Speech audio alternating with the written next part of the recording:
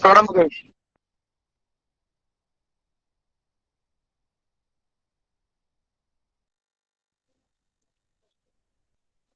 नमो नमः। सर्वेभ्यो नमस्कारः।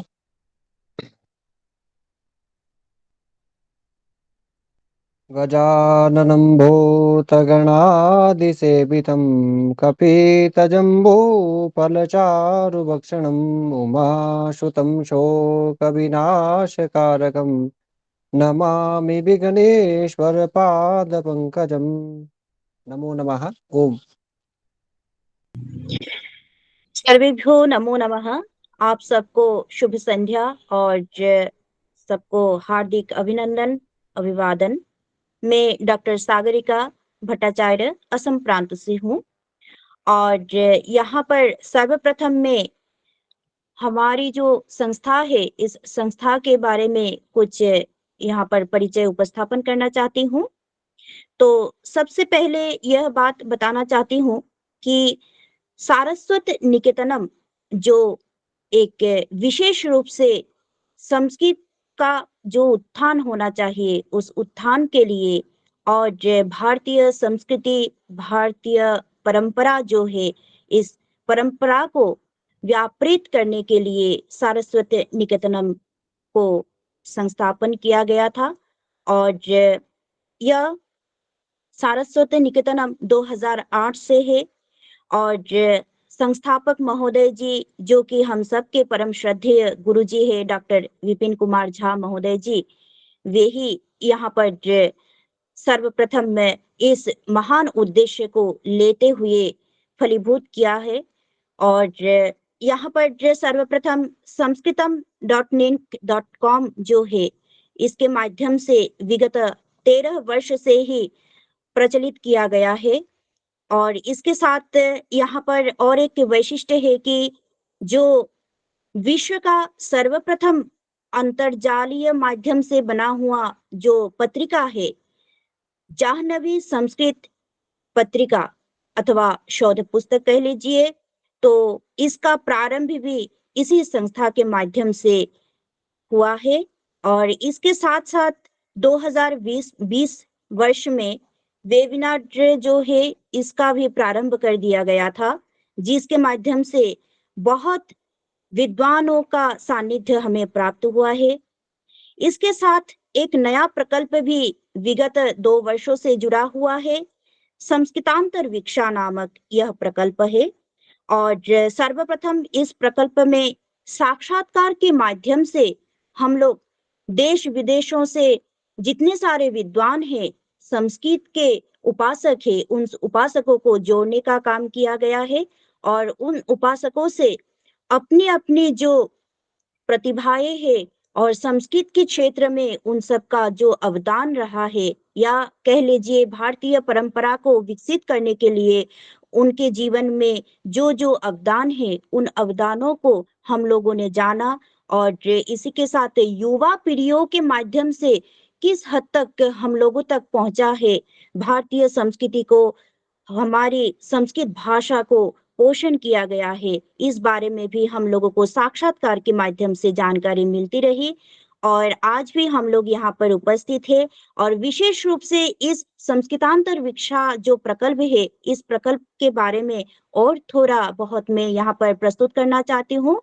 जैसे कि इनमें प्रमुख विद्वान के रूप में हम सबके साथ साक्षात्कार में सन्निविष्ट हुए हैं प्रोफेसर जय माधवेश पांडे महोदय जी, जो यूएस से रह चुके हैं, डॉक्टर जय मुरलीधर चंद्र विद्वाला, और जो कि वेद विशेषज्ञ है, महान विभूतियों के साथ हम लोग जुड़े हुए थे। उसके साथ प्रज्ञा सिन्हा महोदया जी भी थे कैलिफोर्निया से, और श्रीमान हॉक महोदया जी भी थे कंबोडिया से। फिर जे आए हमारे सानिध्य में डॉक्टर जे गीता शुक्ला महोदया जी और doctor professor J Shalini Verma महोदया जी। उसके बाद डॉक्टर नवलता महोदया जी भी आए थे। और इसी तरह से क्रमबद्ध के हिसाब से हम लोग आज दूसरी श्रृंखला में अभी तक पहुंच चुके हैं। और इस श्रृंखला में भी आज हमारे साथ भी उपस्थित है एक महान विभूति। इसमें साक्षात्कारता के रूप में प्रमुख रूप से है डॉक्टर सुमन के एस, जो कि यहाँ पर चेन्नई से जुड़े हुए थे।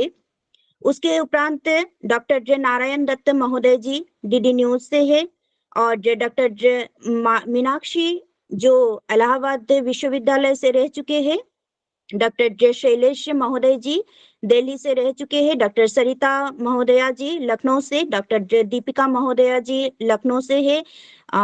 उसके उपरांत मैं हूँ सागरिका असम प्रांत से, और उसके उपरांत और एक जुड़े हुए हैं हमारे साथ श्री पुष्पराज शर्मा महोदय, जो कि हिमाचल प्रदेश से रह चुके हैं, और मुख्य रूप से मार्गदर्शन कर रहे हैं डॉक्टर सरिता श्रीवास्तव महोदया जी, जो आज भी हमारे साथ यहाँ पर सन्निवेष्ट है, संयुक्त है। मुख्य संयोजिका के दायित्व में रह चुके हैं डॉक्टर दीपिका दीक्षित महोदया जी, और संयोजक के रूप में श्री पुष्पराज शर्मा महोदय जी, और मैं सुश्री सागरिका भट्टाचार्य, और साथ ही हमारे साथ यहाँ पर गौरी पी महोदया जी भी है। और तकनीकी व्यवस्थाओं को देखते हुए, क्योंकि तकनीकी व्यवस्था हम सबके लिए प्रमुख है, ये अंतर्जाल के माध्यम से हो रहा है, इसलिए तकनीकी व्यवस्था एक विशेष स्थान लेता है, और इस स्थान में पूरी की पूरी दायित्व यहाँ पर देख रहे हैं श्री राहुल काश्यप जी और श्री मनीष कुमार मिश्र महोदय जी। तो इन सब के साथ ही हमारा जो ये कार्य है, ये शाश्वत कार्य है, ये हो पा रहा है, और हम आज भी एक विशेष रूप से विशेष अतिथियों के समागम से इस संस्कृतांतर विक्षा का जो साक्षात्कार श्रृंखला है, इस श्रृंखला को हम आगे बढ़ाएंगे। और यहाँ पर हम लोगों के साथ परम सौभाग्य है हमारा कि आज हमारा सानिध्य हो रहा है। हम लाभ कर चुके हैं एक विशेष विभूति के, जो हिमाचल प्रदेश से है, और संस्कृत तथा भारतीय संस्कृति परंपरा को उजागर करने के लिए अपना जो योगदान है, उस योगदान को बरकरार रख रहे हैं। और इसी के साथ में आदरणीय परम गुणीजन माननीय डॉक्टर अभिषेक शर्मा महोदय जी को स्वागत, अभिवादन, अभिनंदन करती हूँ। साथ ही हमारे गुरुजन समेत जितने सारे यहाँ पर प्रकल्प पे जुड़े हुए हैं, उन सबको मैं सादर अभिवादन, अभिनंदन करते हुए प्रश्न श्रृंखला को बढ़ाते हुए मैं यहाँ पर विराम लेती हूँ, अपनी वाणी को विराम देती हूँ। ओम नमो नमः। नमो नमः महोदय जी। मैं एक अपनी जिज्ञासा को लेके आपसे अपना पहला प्रश्न रखने जा रहा हूँ। मेरा प्रश्न से आध्यात्मिक दृष्टि से आप युवा वर्ग के लाभार्थ किन नियमों को आधारीकृत मानते हैं? कृपया हम सभी को मार्गदर्शित कीजिए। सबसे पहले आप सभी का मैं हार्दिक धन्यवाद करता हूँ इस श्रृंखला में मुझे जोड़ने के लिए। तो पुनः बार आप सभी का बहुत बहुत धन्यवाद। जैसा कि पुष्पराज जी आपने प्रश्न किया कि आध्यात्मिक दृष्टि से युवा वर्ग के लिए विशेषतया क्या संदेश हमारा रहेगा, तो देखिए सबसे पहले तो हम अध्यात्म विषय में चर्चा करें। जैसा कि आप भी जानते हैं, श्रीमद् भगवत गीता के 8वें अध्याय के 3 श्लोक में भगवान स्वयं कह रहे हैं अर्जुन से, अक्षरम ब्रह्म परमम स्वभाव अध्यात्म उच्यते। अर्थात जो जीव का स्वभाव है वही अध्यात्म है। तो अध्यात्म के लक्ष्य को सबसे पहले हमें जानना पड़ेगा कि अध्यात्म का लक्ष्य मुख्यतया क्या है। तो अध्यात्म के लक्ष्य के विषय में हम चर्चा करें तो सबसे पहले एक प्रकार से अध्यात्म को हम आत्मा का अनुसंधान रूप में जानना चाहेंगे कि आत्मा का अनुसंधान करना, हम प्रत्येक मानव, प्रत्येक जीव के अंतःकरण में जो छिपी शक्तियां हैं, सत्प्रवृत्तियां हैं, उनको जो जागृत करता है उसी का नाम अध्यात्म है। और सबसे पहले अध्यात्म में जुड़ने से पहले हमें सबसे पहले अपना आचरण शुद्ध करना पड़ेगा। युवा वर्ग के लिए मेरा संदेश है। तो आचरण शुद्ध करने के लिए सबसे पहले तो शरीर को शुद्ध करना पड़ेगा, अपने आत्म तत्व को शुद्ध करना पड़ेगा, अपने मन को स्थिर करना पड़ेगा, स्टेबल करना पड़ेगा। उसके लिए शास्त्र में जैसे योग सूत्र की हम बात करते हैं तो अष्टांग योग की बात आती है। तो अष्टांग योग के माध्यम से हम अपने मन को, इंद्रियों को, उनको बिल्कुल अपने वश में कर सकते हैं। और जैसा कि 5 यम है, 5 नियम हैं, आसन है, प्रत्याहार है, धारणा, ध्यान, समाधि इत्यादि 8 योग हैं। तो देखिए ये जो यम नियम की बात आती है, तो जैसे 5 यम नियम हैं, तो अ, यम की बात हम करें तो यम क्या है? यम जो हमारी 5 सामाजिक नैतिकताएं हैं वही यम है। जैसे अहिंसा है, सत्य है, ये हमारी सामाजिक नैतिकताएं हैं। जब तक युवा वर्ग इन नैतिकताओं को अपने अंतर आत्मा में स्थित नहीं करेगा, तब तक हम कितने भी प्रमाण पत्र ले लें, कितनी भी डिग्रियां हम हासिल कर लें, उससे कुछ भी प्राप्त होने वाला नहीं है मेरी दृष्टि में। तो सबसे पहले मेरा आप सभी युवा वर्ग के लिए यही कहना है कि अध्यात्म में हम प्रवेश करें, अपने मन को स्थिर करें, अपने आत्म तत्व को जागृत करें और हमारे अंदर जो छिपी शक्ति है, उसका विश्लेषण करके, अनुसंधान करके समाज के प्रति उसको सन्मुख करें, तो इससे समाज का भी भला होगा और कहीं न कहीं अपना भी भला होता जाएगा। जी। जी महोदय, इसी क्रम में मेरा आपसे दूसरा प्रश्न एक और है कि आप आगे चलकर आपकी जो शिक्षा है, उसके द्वारा प्रायोगिक रूप से समाज के लिए क्या करना चाहेंगे? बिल्कुल, आपने सही प्रश्न किया। देखिए प्रायोगिक क्योंकि जीवन एक प्रैक्टिकल है, प्रयोग है। हम शरीर को प्राप्त किए हैं, तो ये शरीर को प्राप्त करना एक प्रयोगात्मक क्रिया है।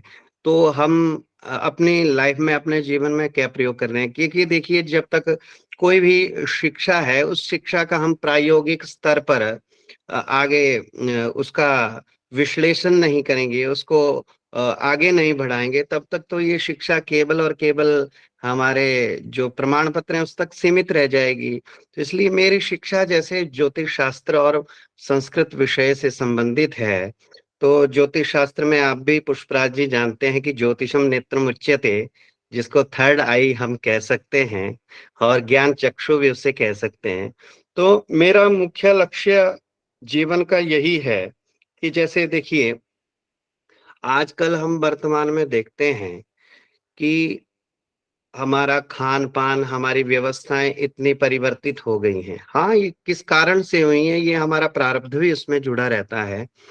तो आज पूरे संसार में साध्य-असाध्य रोगों का आगमन होता जा रहा है। वो कहीं न कहीं हमारी व्यवस्थाएँ परिवर्तित हो गई और भौतिकता में हम ज़्यादा प्रवेश कर लिए, इस कारण से ये चीज़ें बढ़ती जा रही हैं।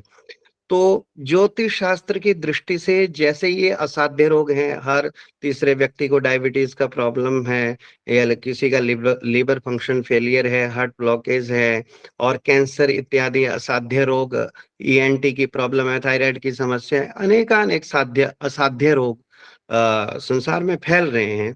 तो इस विषय पर मेरा ज्यादा ध्यान वर्तमान में है कि ज्योतिष शास्त्र में चिकित्सा क्षेत्र में बहुत बड़े शोध की आवश्यकता है। और देखिए सारा ये संसार ग्रहों के द्वारा ही जो है ग्रसित होता है। मतलब प्रतिकूलता और अनुकूलता हमारे जैसे कुंडली में ग्रहों की स्थिति होती है, उसी के अनुसार हमारी दिनचर्या, जीवनचर्या और जीवन आगे को बढ़ता रहता है। तो जितने भी ये ग्रसित लोग हैं इस संसार में असाध्य रोगों से, उनकी एक सूची तैयार करने की आवश्यकता है अधिकाधिक, जो कि मैं अभी कुछ एक इसमें प्रयासरत भी हूँ। तो मेरा यही मानना है कि रोगों का कारण क्या है और रोगों का निवारण क्या है, आध्यात्मिक उपचार पद्धति पद्धति के माध्यम से किस प्रकार से इसका निवारण किया जाए। तो इस दृष्टि में मैं आगे बढ़ने की कोशिश कर रहा हूँ।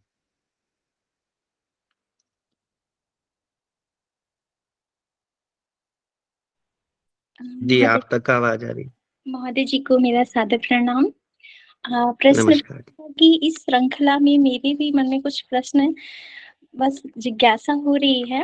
महोदय जी मेरा प्रश्न है कि संस्कृत अध्ययन अनंतर समाज में ये मिथक बना हुआ है। प्रायः देखा जाता है कि जो संस्कृत भाषा भाषी लोग हैं, उनका भविष्य केवल पूजन बंधन तक ही सीमित है। ऐसे में आपके द्वारा एक नवीन क्षेत्र को उद्भूत किया गया है, जिससे भावी पीढ़ी को इस दिशा में आप क्या संदेश देना चाहेंगे, ताकि वे भी इस मार्ग को अनुसरण करें? बिल्कुल, बिल्कुल। जैसा कि हम सब जानते हैं, हमारा जब जन्म होता है, तो संस्कृत से प्रारंभ होता है और जब हमारे जीवन आगे बढ़ने लगता है, तो संस्कृत के साथ आगे बढ़ता है और जब हमारी मृत्यु होती है, उस समय भी संस्कृत की महती आवश्यकता होती है। तो जन्म से लेके मृत्यु पर्यंत तक संस्कृति हमारे जीवन में हमारे साथ बिल्कुल खड़ी है और खड़ी रहेगी, ये हमें विश्वास है। तो देखिए संस्कृत जब तक व्यवहार में नहीं आएगी और इसे केवल जब तक पूजा की और वंदन की, अर्चन की भाषा समझा जाएगा, तब तक इसको हम जन-जन तक नहीं पहुँचा पाएँगे। तो तब तक ये मिथक तो बना ही रहेगा, इसमें कोई दो राय नहीं है।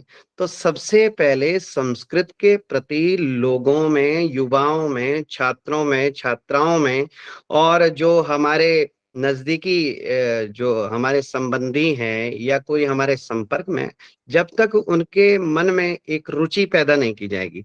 देखिए संस्कृत भाषा के प्रति रुचि पैदा कैसे कोई रोचक बातें हों, कोई रोचक विषय हो, उसको संस्कृत में हम एक अभिनय के रूप में प्रस्तुत करें। जैसे वो अभिनय के माध्यम से जैसा कि हम जानते हैं दृश्य श्रव्य माध्यम है, तो उसके माध्यम से जल्दी शीघ्रातिशीघ्र बोधगम्य होता है। तो इसके लिए नया क्षेत्र लोगों को संस्कृत से जोड़ने के लिए मेरे मन में है एक संस्कृत पत्रकारिता। जी। बहुत ही सुंदर प्रकल्प है आपका और सत्य ही है, इसके द्वारा बहुत सारी सरकारी योजनाएँ, सरकारी संस्थाएँ प्रयासरत हैं। और इसी श्रृंखला में महोदय मेरा एक दूसरा प्रश्न यह है कि आपने शास्त्रीय संगीत और संस्कृत भाषा के अध्ययन से इस क्षेत्र में संस्कृत भाषा के प्रचार-प्रसार हेतु किन विशिष्ट शैलियों तथा कार्यों को क्रियान्वित किया है? कृपया बताइए आप। देखिए शास्त्रीय संगीत के माध्यम से संस्कृत में बहुत सुंदर-सुंदर पद हैं और जैसे एक ग्रंथ है जयदेव जी द्वारा लिखित है गीत गोविंदम, तो उसमें बहुत सुंदर पद उन्होंने लिखे हैं और हम कभी-कभी रागों में निबद्ध करके इन पदों को गाने का प्रयास करते हैं, समाज के सामने प्रस्तुत करने का प्रयास करते हैं। इससे लोगों में एक संगीत के प्रति तो रुचि है ही, वास्तव में होती है। सबको संगीत सुनने से अनंत शांति प्राप्त होती है, कोई भी थकान हो, किसी प्रकार की व्यग्रता हो, उग्रता हो, तो वो संगीत सुनने से बिल्कुल हमारा चित्त और हृदय शांत हो जाता है। तो उसमें भी हम संस्कृत के माध्यम से संगीत को प्रस्तुत करें और ये जो गीत गोविंद में अनेक पद लिखे गए हैं जयदेव जी द्वारा, तो उन पदों को रागों में निबद्ध करके हम आगे प्रस्तुत करने का प्रयास मैं युवाओं के लिए भी कहना चाहता हूँ, सभी युवा ये प्रयास करें जो भी संगीत में प्रवेश पा रहे हैं अथवा संगीत में रुचि रखते हैं, ये बहुत उनके लिए जो है भविष्य में सुख देने वाला है और उनको सफलता प्रदान करने वाला है। आजकल सोशल मीडिया का ज़माना है, तो सोशल मीडिया के माध्यम से भी इसका जन-जन तक हम संगीत के माध्यम से संस्कृत का प्रचार-प्रसार कर सकते हैं। बस तरीके ढूँढने का प्रयास हमारे अंदर होना चाहिए और प्रयास हमारे सफल स्वयं ही होते जाएँगे।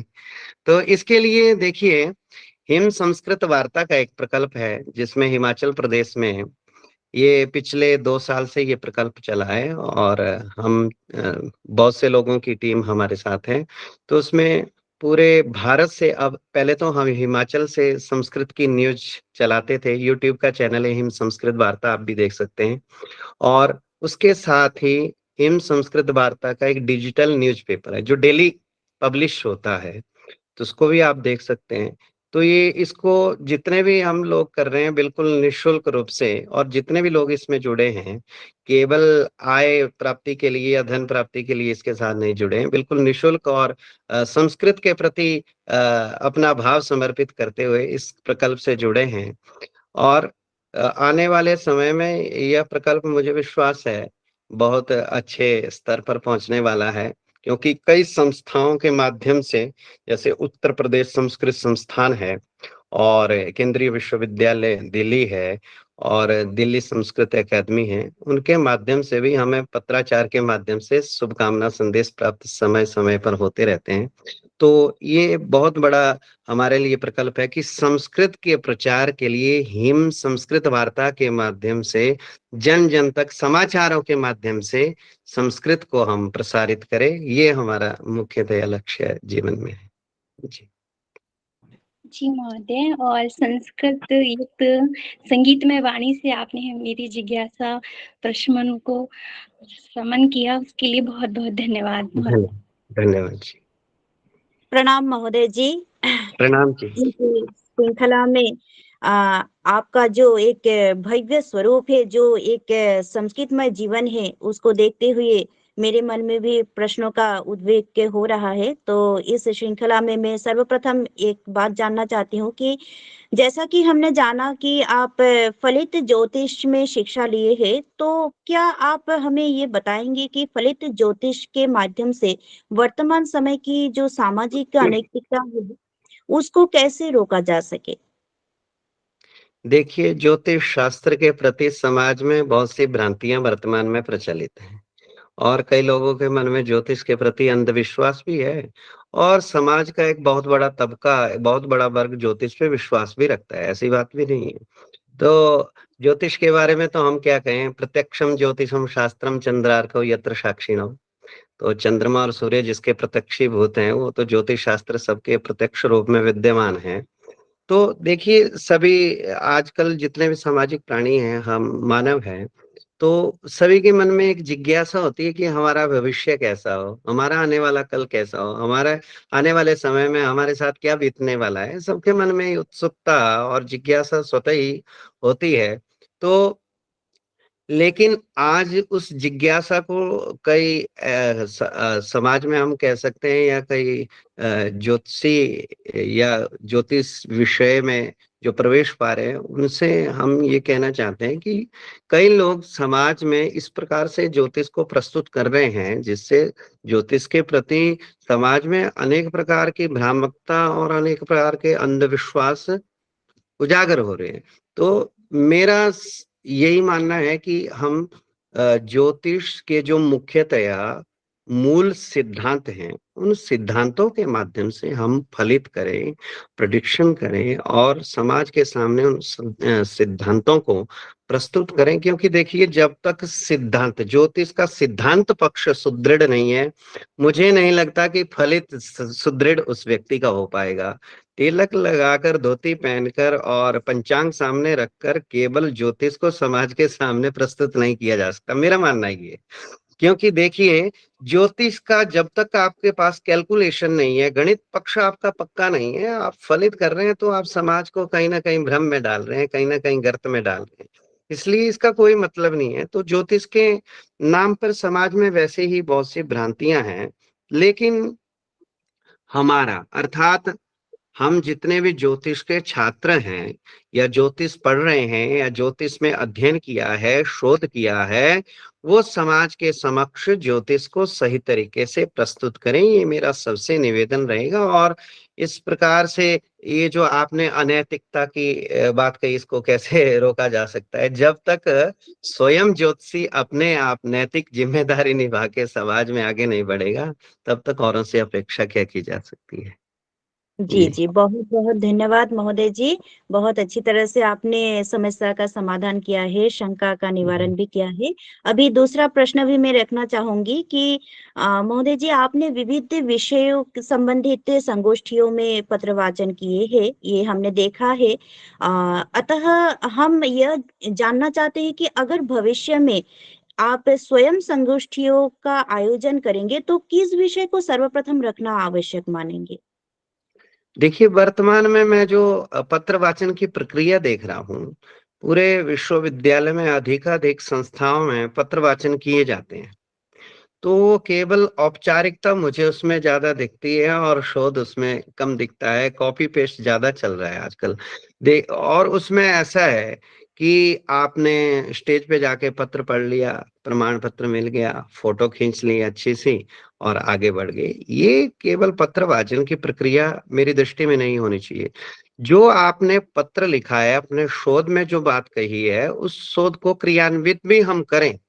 केवल प्रमाण पत्र लेकर और प्रमाण पत्र को आधार मानकर हम आगे बढ़ने के लायक नहीं। क्योंकि मेरा मानना ये है कि हम जो विषय समाज के सामने प्रस्तुत करें, उस विषय पे हम गहन चिंतन करें, अध्ययन करें, निधिध्यासन करें। और आपने जैसा मुझसे कहा कि आप भविष्य में इस प्रकार की संगोष्ठियों का यदि आयोजन करेंगे तो किस विषय को आप मुख्यतया रखेंगे? तो मैंने जैसे पहले भी आपसे कहा कि मेरा मुख्य विषय, मेरा जो लक्ष्य है वो चिकित्सा ज्योतिष पे काम करने का अधिक है। क्योंकि चिकित्सा के क्षेत्र में वर्तमान में महती आवश्यकता है। क्योंकि देखिए जितना भी चराचर है ये सभी ग्रहों से नूनमेव प्रभावित है। कोई कम है, कोई ज्यादा है, और किसी ना किसी प्रकार से ग्रहों से प्रभावित यह संसार हो रहा है। चाहे वो वृक्ष है, लता है, पत्र है, सरिताएं हैं या मानव है, सभी। और ग्रहों के अनुकूलता प्रतिकूलता के माध्यम से हमारे शरीर में रोगों का आगमन होता है। तो उन रोगों का शमन कैसे हो या रोगों की शांति कैसे हो? क्योंकि देखिए साध्य और असाध्य दो रोग हैं। साध्य रोग वही हैं जो चिकित्सा के माध्यम से ठीक हो जाते हैं, और असाध्य रोग वो हैं जिनका मेडिकल साइंस में भी कोई उपचार अभी तक संभव नहीं हो पाया। चाहे कैंसर की प्रॉब्लम हो, डायबिटीज की प्रॉब्लम हो, इसका उपचार अभी भी मेडिकल साइंस में केवल इसके स्तर को बराबर किया जा सकता है, मूलतः मूल रूपेण इसको समाप्त नहीं किया जा सकता। तो कौन सा ग्रह किस भाग में, शरीर के किस भाग में किस प्रकार का रोग प्रकट कर रहा है, किस प्रकार के रोग का आगमन होगा। जैसे देखिए ग्रहों के माध्यम से अनेकानेक रोग होते हैं। जैसे सूर्य को हम लें तो सूर्य से नेत्र विकार को हम लेते हैं, और चंद्रमा से कहें तो कफ से संबंधित जितने भी रोग हैं, मूत्र विकार है, दमा की प्रॉब्लम है। इस प्रकार से मंगल को हम रक्त विकार में लेते हैं, व्रण है या टीबी की प्रॉब्लम है। इस प्रकार से बुध है, बुध गला जो है हमारा, उससे गले का कैंसर है या गले में कोई किसी प्रकार की प्रॉब्लम है, लकवे की प्रॉब्लम है, मनोरोग की प्रॉब्लम है, ये बुध से हम इसका विचार करते हैं। और गुरु ग्रह से जैसे मधुमेह है, डायबिटीज है, पीलिया की प्रॉब्लम है, ऐसे अनेकानेक हम विचार करते हैं। तो आपने जैसा कहा कि पत्र वाचन में कौन सा विषय होना चाहिए, तो मेरे दृष्टि में चिकित्सा ज्योतिष सर्वोत्तम विषय वर्तमान समय में रहेगा। जी, जी, जी। बहुत-बहुत धन्यवाद महोदय जी। धन्यवाद। वस्तुतः कहा ही गया है कि शरीरमाद्यं खलु धर्म साधनमिति। जी। तो फिर शरीर जो पहला ही आता है, क्योंकि बिना शरीर के हम कार्य को सफल नहीं कर सकते हैं, कार्यान्वित भी नहीं कर सकते हैं। तो इसलिए शरीर स्वस्थ हो तो जाकर जो हम काम कर सकते हैं, समाज को जी। कुछ जी। दे सकते हैं। तो बहुत-बहुत धन्यवाद महोदय जी। आज हम लोग बहुत उपकृत हुए हैं। तो इसके धन्यवाद। लिए नमस्ते।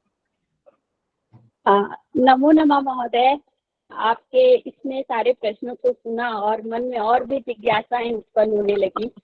महोदय, आपने लगभग 4 शोध पेपर तथा 12-13 प्रकाशित लेख, इन सब विषयों का चयन ऐसा रखा है जो आधुनिकता के ऐसे उपजे विषय हैं जिनका ज्योतिष शास्त्र के आधार पर समाधान किया जा सकता है।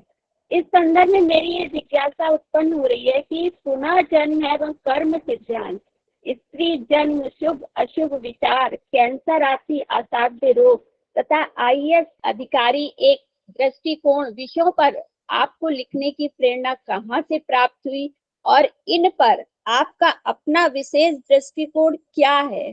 क्या हमें इससे आप अवगत कराएं? जी। जी। जी। सन 2013 से मैं एक ज्योतिष के प्रोजेक्ट पे काम करता था। हमारे सर थे डॉक्टर पीवीवी सुब्रमण्यम सर, उनके अंडर ये प्रोजेक्ट चला था और इसमें मैं कार्यरत था। तो उस समय उन्हीं से सबसे पहले ये प्रेरणाएं मुझे प्राप्त हुई, क्योंकि वो समय समय पर इस प्रकार की अच्छी प्रेरणाएं छात्रों के लिए देते रहते थे, और हम भी उनके छात्रों में से एक छात्र थे, शोध छात्र के रूप में। तो वहीं से मुझे प्रेरणा इन विषयों पर मिलना प्रारंभ हुई। और जैसा कि आपने कहा कि पुनर्जन्म एवं कर्म सिद्धांत। तो कर्म की बात वो हमेशा करते हैं सर, और उस समय भी करते थे। तो कर्म के आधार पर ही हमारा जीवन जैसे आगे बढ़ता है। पुनर्जन्म की बात आती है तो जन्म कुंडली में हम विचार करते हैं कि पंचम भाव और अष्टम भाव से पुनर्जन्म का विचार किया जाता है मुख्यतया, और जिसका निर्धारण जो है चंद्रमा ग्रह के माध्यम से होता है, और मुख्यतः इसमें कारक ग्रह राहु और केतु को पुनर्जन्म का कारक माना गया है। अब बात आई कर्म सिद्धांत की। तो कर्म सिद्धांत की बात पे हम चर्चा करें तो जो भी ये पूर्व जितने भी हमारे जन्मार्जित जो कर्मानुरूप हैं उसके मतलब प्रत्येक जीव जो भी हमारे पूर्व में किए गए कर्म हैं उन्हीं के माध्यम से हमारा प्रारब्ध बनता है, ये तो स्पष्ट बात है। तो गीता का जो तृतीय अध्याय है, जैसा कि मैं आपसे कहना चाहता हूँ, गीता के तृतीय अध्याय को एक कर्म योगी कहा गया है। तो भगवान श्री कृष्ण ने उसमें कर्म के विषय में गहनतया विचार प्रस्तुत किया है। अर्जुन के जो भी मन में संशय थे, प्रश्न थे, उन प्रश्नों का कहीं ना कहीं उन्होंने तृतीय अध्याय के माध्यम से समाधान किया है, कर्म संबंधित जो विषय थे। तो यहाँ देखिए एक बात और कि देखिए जैसे हम कुछ खाते हैं, पीते हैं, यहाँ तक कि जो हम श्वास लेते हैं, वो भी एक कर्म के ही अधीन है, क्योंकि स्पष्ट आदेश हमें मिलता है कि ना ही कश्चित् क्षणमपि जातु तिष्ठत्य कर्मकृत्, कि एक क्षण भी हमारा ऐसा नहीं है जिसमें हम बिना कर्म के रह पाए। तो प्रत्येक क्षण हमारा कर्म के अधीन है। और इसका विश्लेषण हम कर्म विपाक संहिता है, भृगु संहिता है, उसमें कर्म फल का विस्तार दिया गया है। तो शोध के अनुसार मैंने जैसे इसमें शोध पत्र लिखा था, शोध के अनुसार ये स्पष्ट है कि जो भी ये कर्मों का खेल है, ये ज्योतिष व ग्रहों के अनुसार ही कर्मों का खेल है। और इस विषय पे आपने दूसरा एक मैंने लिखा था, इसमें टॉपिक आईएएस प्रशासनिक अधिकारी बनने का योग। तो कुंडली में देखिए बनने वाले जितने भी योग हैं वो योग ही बताते हैं कि हमारी आजीविका किस प्रकार से रहेगी, क्योंकि आजीविका का ही ये मुख्य प्रश्न है। तो देखिए सबसे पहले तो हम उच्च शिक्षा कैसे प्राप्त होगी, किस योग के आधार पे प्राप्त होगी, क्योंकि जब तक उच्च शिक्षा हम प्राप्त नहीं करेंगे तो तब तक प्रशासनिक अधिकारी बनने के हम लायक तो नहीं रह पाएंगे, क्योंकि ये तो स्पष्ट है। और दूसरा है जो ग्रह मुख्य हो, कौन कौन सा ग्रह इसमें मुख्य हो, और प्रतिस्पर्धात्मक जितनी भी परीक्षा हैं उनमें सफलता किस योग से प्राप्त हो। और अगली बात चौथी बात आई कि प्रशासनिक सफलता। तो प्रशासनिक सफलता कैसे प्राप्त हो, तो ये स्पष्ट हमारे ज्योतिष के बृहद जातक आदि इत्यादि अनेक ग्रंथ है, भाव प्रकाश है इत्यादि अनेक ग्रंथ हैं, उन ग्रंथों में सारावली है। तो ये स्पष्ट आदेश वहां प्राप्त होता है, स्पष्ट प्रतिपादन वहां किया गया है। जैसे उच्च शिक्षा के जो योग बनते हैं, जैसे द्वितीय भाव है, चतुर्थ भाव है, पंचम भाव है, और त्रिकोण है, जैसे नवम भाव है। तो इन भावों से हम प्रशासनिक अधिकारी का योग विचार करते हैं।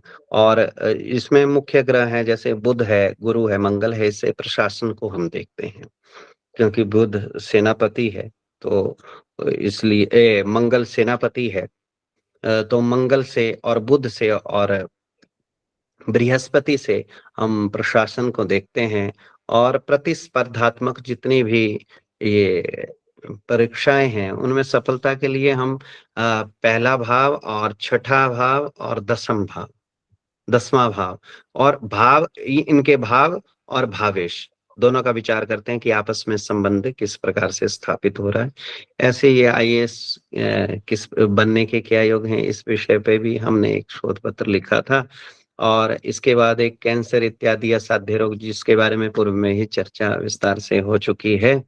तो इस प्रकार से ऐसे प्रयास हम करते रहते हैं धीरे धीरे, और आप सभी के सहयोग से आपका जैसा मार्गदर्शन हमें मिलता रहेगा, हम भी आपकी सेवा में सदैव तत्पर रहेंगे।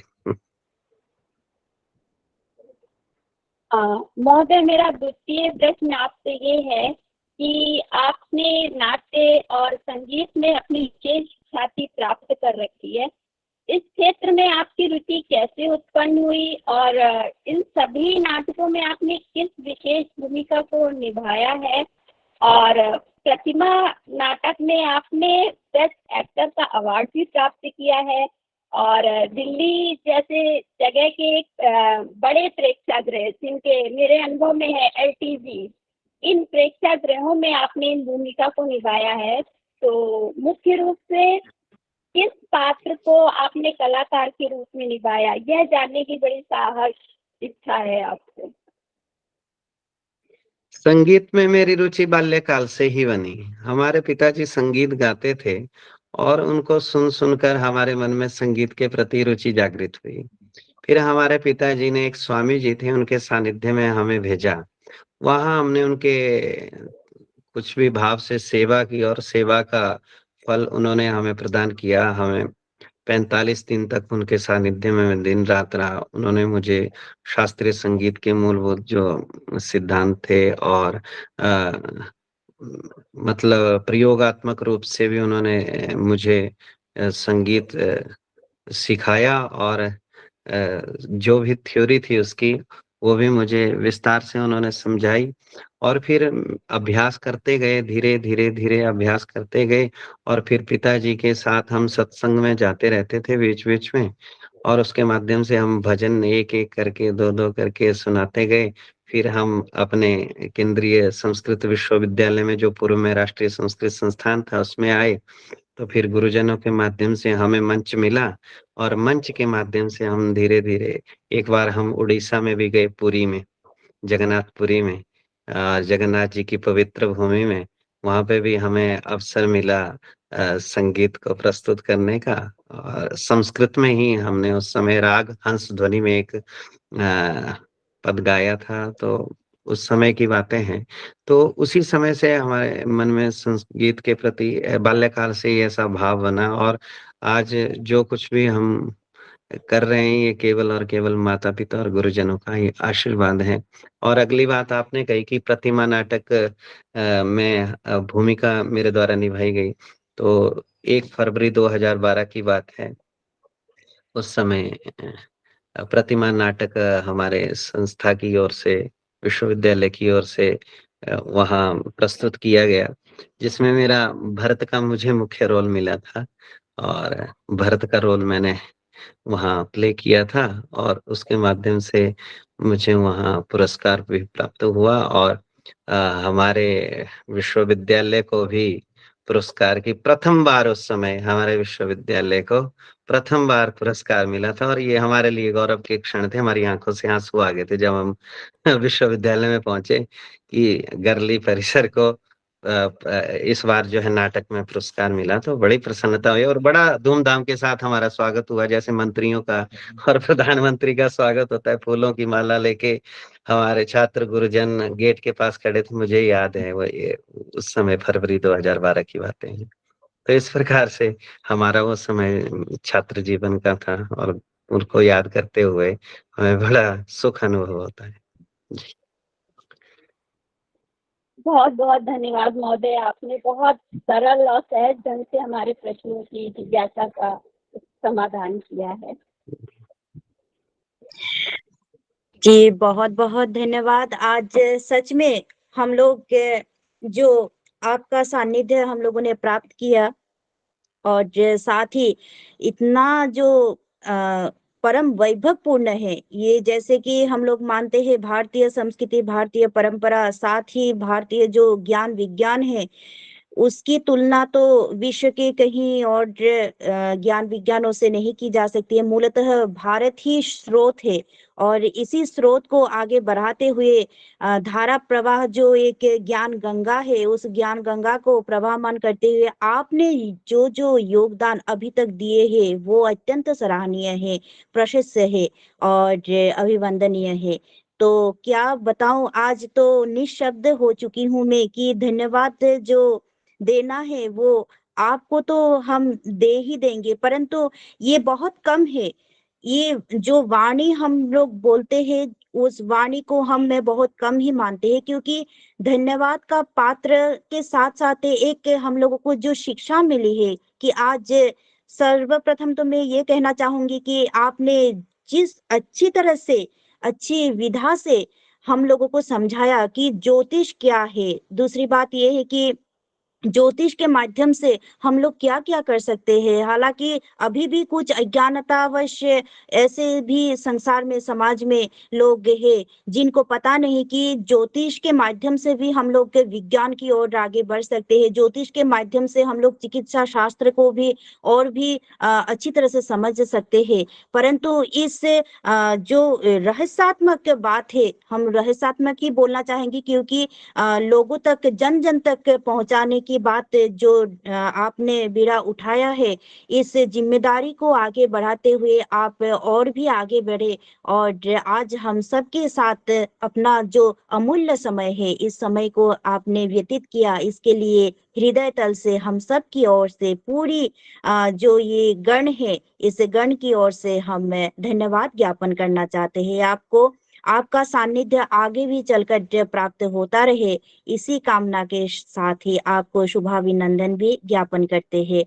और यहाँ पर दूसरी बात ये है कि हम सबका जो ये गण बना हुआ है संस्कृतांतर विक्षा, इसको फलीभूत करने के लिए यहाँ पर सर्वप्रथम तो हम सब का जो वटवृक्ष के रूप में, जनक के रूप में हम सबको सर्वदा ही एक ध्यान पूर्वक एक बच्चों की तरह हम सबको मार्गदर्शन देते आ रहे हैं। हमारे परम पूजनीय गुरुजी डॉक्टर विपिन कुमार झा महोदय जी को भी हम हृदय तल से धन्यवाद ज्ञापन करना चाहते हैं। इसके उपरांत यहाँ पर जो हमारे मार्गदर्शक के रूप में, मार्गदर्शिका के रूप में यहाँ पर सदैव निरंतर ही तत्पर रहते हैं और पूरे कार्यक्रम का यहाँ पर अच्छी तरह से प्रत्यक्ष करते रहते हैं। आदरणीय डॉक्टर सरिता श्रीवास्तव महोदया जी, आपको भी हम हृदय तल से हार्दिक धन्यवाद ज्ञापन करना चाहते हैं। इसके उपरांत हम धन्यवाद ज्ञापन करना चाहते हैं मुख्य संयोजिका जो है हम सबके परम पूजनीय भी है, सबके श्रद्धास्पदा भी है डॉक्टर दीपिका दीक्षित महोदया जी, आपको भी हृदय तल से हार्दिक हार्दिक धन्यवाद ज्ञापन करना चाहती हूँ।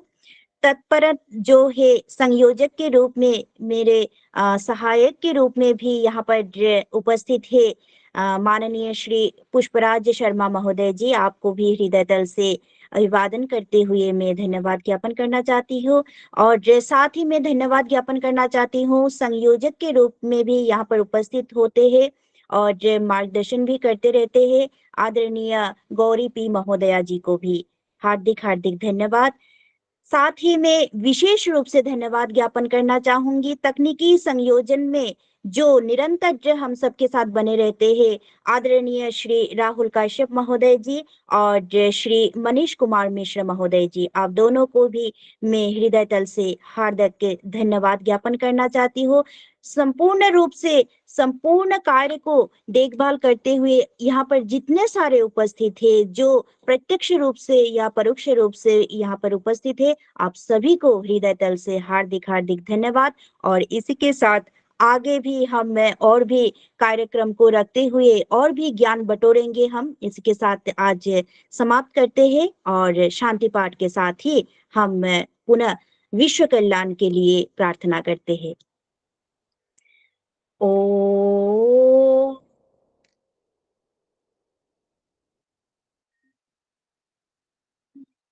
सर्वे भवन्तु सुखिनः, सर्वे सन्तु निरामयाः, सर्वे भद्राणि पश्यन्तु, मा कश्चित् दुःखभाग् भवेत्।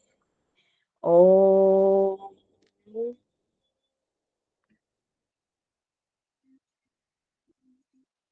शान्तिः शान्तिः शान्तिः। सभी को सादर प्रणाम, अभिवादन, शुभाभिवादन, शुभ रात्रि। ओम नमो नमः।